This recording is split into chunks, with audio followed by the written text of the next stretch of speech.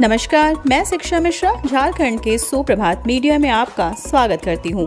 दोस्तों, झारखंड के तमाम छोटी बड़ी खबरों को जानने के लिए हमारे चैनल को सब्सक्राइब करें और साथ ही कमेंट सेक्शन में ज़रूर बताएं कि आप झारखंड के किस जिले से हमारे न्यूज़ को देख रहे हैं। तो चलिए शुरू करते हैं खबर को, जानते हैं आज के मुख्य समाचार। सीएम सोरेन की प्रशासनिक सेवा के अधिकारियों से अपील, गाँव में जाने से घबराए नहीं, सरकार कर रही काम। मुख्यमंत्री हेमंत सोरेन ने राज्य प्रशासनिक सेवा के अधिकारियों को आश्वस्त किया है कि उनकी मांगों पर सरकार गंभीरता से विचार कर रही है और शीघ्र ही समस्याओं का समाधान होगा। दूर दराज के प्रखंडों और जिलों में आधारभूत संरचना को राज्य सरकार मजबूत कर रही है ताकि अधिकारियों को वहां रहने में कोई परेशानी ना हो। बच्चों की पढ़ाई के लिए कॉन्वेंट मॉडल की तर्ज पर स्कूल खोले जा रहे हैं। अफसरों की ओर से चाइल्ड केयर लीव जैसी मांगे 22 वर्ष बाद भी किन कारणों से उठ रही हैं, यह समझ में नहीं आ रहा है। ऐसी मांगे तो तत्काल पूरी कर दी जानी चाहिए। झारखंड के 24 सरकारी स्कूलों को मिली सीबीएसई बोर्ड से मान्यता, अगले शैक्षणिक सत्र से शुरू होगी पढ़ाई।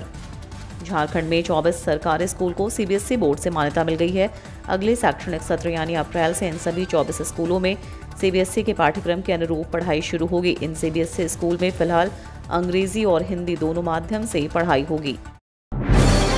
फ्लाईओवर से जमशेदपुर वासियों को मिलेगी जाम से मुक्ति, झारखंड के स्वास्थ्य मंत्री बन्ना गुप्ता ने कही ये बात।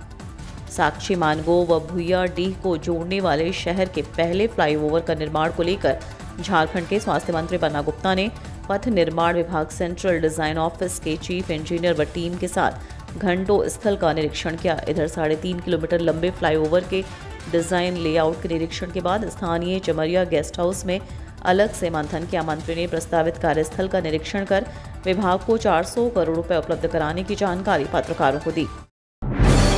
झारखंड के गांव में गरीब आदिवासियों का किया जा रहा मतांतरण, अवैध रूप से किया जा रहा चर्च निर्माण।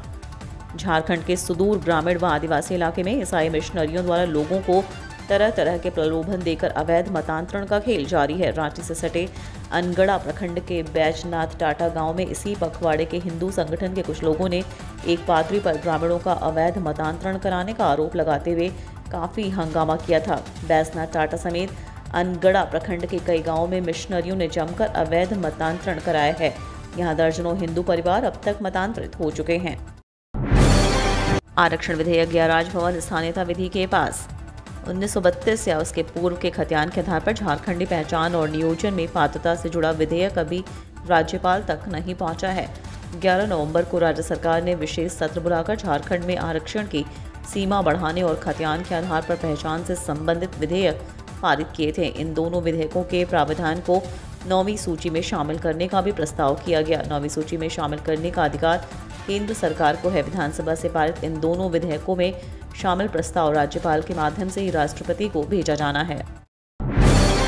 झारखंड देश में पहला ऐसा राज्य जहां बांटे गए फॉरेस्ट सॉइल हेल्थ कार्ड। आज हमारी पृथ्वी का भू क्षरण एवं मृदा की उपजाऊ क्षमता का तेजी से ह्रास होता जा रहा है। साथ ही दिन ब दिन हरियाली कम होती जा रही है एवं उपजाऊ धरती सिकुड़ रही है। आज पूरा विश्व धरती के इस मृदा अपरदन एवं बढ़ते मिट्टी कटाव से काफी चिंतित है। झारखंड का वन, पर्यावरण एवं जलवायु परिवर्तन विभाग भी धरती की इस विषम परिस्थिति से चिंतित है। सारी दुनिया के साथ इस भू संरक्षण और मृदा संरक्षण हेतु जन जागृति पैदा करने के लिए प्रयत्नशील है। पूरे देश में पहली बार झारखंड में सभी वन प्रमंडल पदाधिकारियों को फॉरेस्ट सॉइल हेल्थ कार्ड बांटा गया है।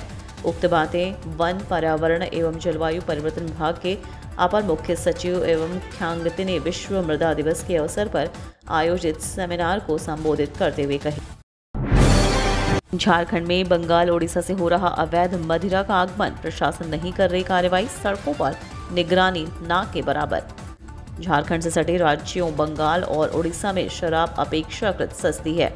प्रचलित ब्रांड की कीमत दोनों राज्यों में झारखंड के मुकाबले कम है। दोनों राज्यों से यहां अवैध शराब आ रही है। इसके अलावा राज्य में पसंदीदा ब्रांड नहीं मिलते, दुकानों में पूरी तरह से डिस्प्ले भी नहीं हो पाता।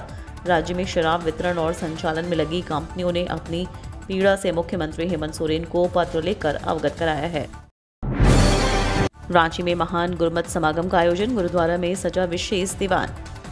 गुरुद्वारा श्री गुरु नानक सत्संग सभा कृष्णनगर कॉलोनी रातू रोड में श्री गुरु गोविंद सिंह जी के प्रकाश पर्व को मुख्य रखते हुए सोमवार को महान गुरमत समागम का आयोजन किया गया। इस उपलक्ष्य में सजाए गए विशेष दीवान की शुरुआत सुबह 7:30 बजे हजूरी रागी जत्था भाई महिपाल सिंह एवं साथियों द्वारा आशा दीवार कीर्तन से हुई। लालू प्रसाद यादव का किडनी ट्रांसप्लांट का ऑपरेशन सफल, बेटी रोहिणी आचार्य ने डोनेट की किडनी। सिंगापुर में आरजेडी सुप्रीमो लालू प्रसाद यादव का किडनी ट्रांसप्लांट का ऑपरेशन सफलतापूर्वक हुआ। जानकारी के अनुसार ऑपरेशन के बाद उन्हें आईसीयू में शिफ्ट किया गया। इसकी जानकारी लालू यादव के बेटे और बिहार के उप मुख्यमंत्री तेजस्वी यादव ने दी। बता दें कि लालू प्रसाद की छोटी बेटी रोहिणी आचार्य ने अपने पिता को किडनी डोनेट किया है। खबर है कि ऑपरेशन के बाद रोहिणी आचार्य और लालू प्रसाद यादव दोनों स्वस्थ हैं और आईसीयू में भर्ती हैं।